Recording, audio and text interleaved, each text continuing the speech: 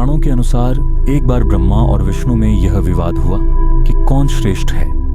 तब भगवान शिव ने एक विशाल अग्निस्तंभ शिवलिंग के रूप में प्रकट होकर उन्हें चुनौती दी कि वे इस स्तंभ का आदि या अंत खोजें।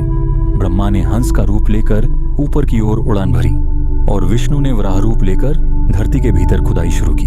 दोनों हजारों वर्षों तक खोज करते रहे, लेकिन उन्हें शिवलिंग का कोई सिरा नहीं मिला। ऊपर जाते हुए ब्रह्मा को केतकी का फूल मिला, जो पहले लिंग के शीर्ष पर था। थक कर ब्रह्मा ने केतकी से झूठ बोलने को कहा कि उसने लिंग का सिरा देखा है। तभी भगवान शिव प्रकट हुए और सच्चाई बताई। विष्णु की ईमानदारी से प्रसन्न होकर उन्होंने उनकी स्तुति स्वीकार की, लेकिन ब्रह्मा को झूठ बोलने के लिए श्राप दिया कि उनकी पूजा संसार में नहीं होगी। यह घटना फाल्गुन मास की कृष्ण पक्ष की चतुर्दशी को हुई थी, जिसे भगवान शिव के दिव्य लिंग रूप के प्राकट्य के रूप में माना जाता है।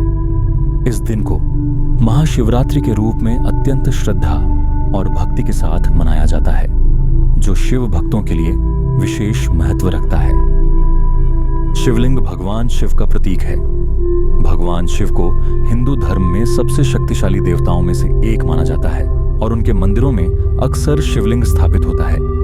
संस्कृत में लिंग का अर्थ होता है चिन्ह या एक प्रतीक, जो किसी बात की ओर संकेत करता है। इसलिए शिवलिंग भगवान शिव का एक प्रतीक है, एक ऐसा चिन्ह जो सर्वशक्तिमान निराकार भगवान की याद दिलाता है। लिंग यह दर्शाता है कि सृष्टि का निर्माण प्रकृति और पुरुष के मेल से होता है, जो प्रकृति की स्त्री और पुरुष शक्तियां हैं। यह सत्य, ज्ञान और अनंत का भी प्रतीक है। जो लोग हीलिंग क्रिस्टल और पत्थरों का अभ्यास करते हैं, वे शिवलिंग को सबसे शक्तिशाली माना है। कहा जाता है कि शिवलिंग अपने साथ संतुलन और सद्भाव लाता है और इसमें सातों चक्रों की ऊर्जा को ठीक करने की अद्भुत शक्ति होती है। इसके आध्यात्मिक महत्व पर डॉक्टर अरविंद शर्मा ने भी चर्चा की है। उन्होंने बताया है कि शिवलिंग न केवल शिव की निराकार ऊर्जा का प्रतीक है, बल्कि यह आत्मा और ब्रह्मांड के बीच की गहरी जुड़ाव को भी दर्शाता है। शिवलिंग के माध्यम से व्यक्ति अपने भीतर की अनंत ऊर्जा और चेतना के साथ संपर्क स्थापित कर सकता है, जो आध्यात्मिक उन्नति का मार्ग प्रशस्त करता है। 18वीं और 19वीं सदी में जब ब्रिटिश औपनिवेशिक अधिकारी भारत आए, तो वे न केवल शासन करने बल्कि यहाँ की संस्कृति, धर्म और प्रतीकों को अपनी दृष्टि से परखने लगे। उन्होंने भारतीय धर्म ग्रंथों की गहराई को समझे बिना शिवलिंग जैसे आध्यात्मिक प्रतीकों की व्याख्या अपने सीमित और भौतिक दृष्टिकोण से की। पश्चिमी सोच से प्रभावित होकर उन्होंने शिवलिंग को एक फैलिक सिंबल यानी यौन प्रतीक के रूप में प्रस्तुत किया। कई ब्रिटिश अधिकारी जैसे जेम्स मिल, ब्रिटिश इतिहासकार, ने भारतीय संस्कृति और परंपराओं को बर्बर और अंधविश्वास से भरे बताया। उन्होंने शिवलिंग को एक स्पष्ट रूप से लिंग पूजा से जोड़ते हुए भारतीय समाज को नीचा दिखाया। उनकी किताब ने ब्रिटिश शिक्षा प्रणाली और प्रशासनिक सोच में गहरी छाप छोड़ी। सर रिचर्ड बर्टन ब्रिटिश यात्री और भाषाविद, जिन्होंने भारत की यात्रा की और हिंदू परंपराओं पर लेखन किया।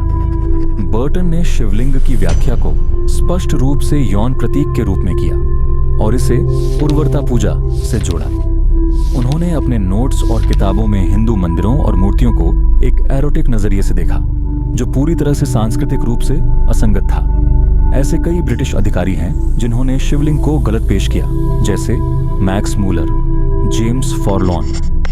चैरिटेबल एंडोमेंट्स अधिनियम 1890 एक ब्रिटिश कालीन कानून था, जिसे भारत में धर्मार्थ और धार्मिक संस्थाओं की संपत्तियों के प्रशासन को सरकारी नियंत्रण में लाने के लिए लागू किया गया, जबकि मस्जिदों और चर्चों को ऐसी निगरानी से काफी हद तक मुक्त रखा गया।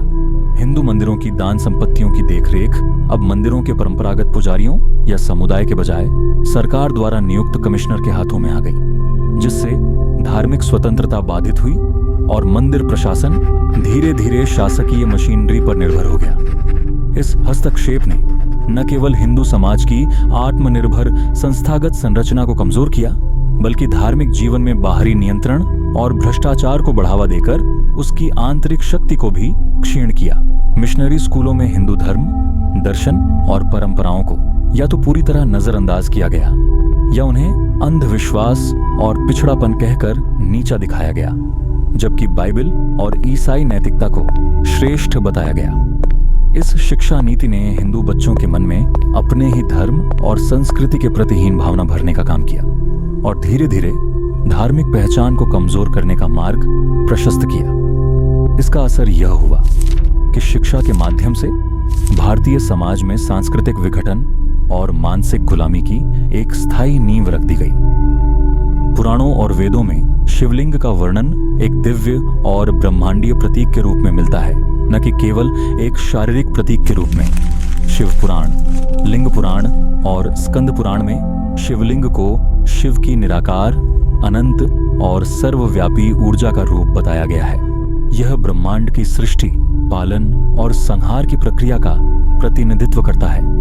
वेदों में भी शिवलिंग को शिव की पवित्र उपस्थिति और ध्यान का केंद्र माना गया है, जहां भक्त अपनी आत्मा को शिव के साथ एकाकार करने का प्रयास करते हैं। अतः शिवलिंग को केवल एक भौतिक प्रतीक न मानकर इसे आध्यात्मिक जागृति, सत्य, ज्ञान और अनंत ब्रह्मांडीय चेतना का प्रतीक समझना चाहिए। विद्येश्वर संहिता शिव पुराण में कहा गया है, शिवलिंगम निराकारम परमम ब्रह्म रूपकम, अर्थात शिवलिंग निराकार और परम ब्रह्म का रूप है। यह श्लोक इस बात पर बल देता है कि शिवलिंग भगवान शिव की अनंत और निराकार सत्ता का प्रतीक है, जो भौतिक स्वरूप से परे 19वीं शताब्दी में भारतीय समाज में सामाजिक और शैक्षिक जागृति लाने के लिए कई महान सुधारकों ने महत्वपूर्ण योगदान दिया। स्वामी दयानंद सरस्वती ने आर्य समाज की स्थापना कर वेदों के आधार पर शिक्षा को पुनः जीवित करने का प्रयास किया। साथ ही उन्होंने गुरुकुल शिक्षा प्रणाली और स्त्री शिक्षा को प्रोत्साहित किया। बाल गंगाधर तिलक ने शिक्षा को राष्ट्रवाद से जोड़ा और शिवाजी उत्सव व गणेश उत्सव जैसे सार्वजनिक आयोजनों द्वारा सामाजिक चेतना को जागृत किया।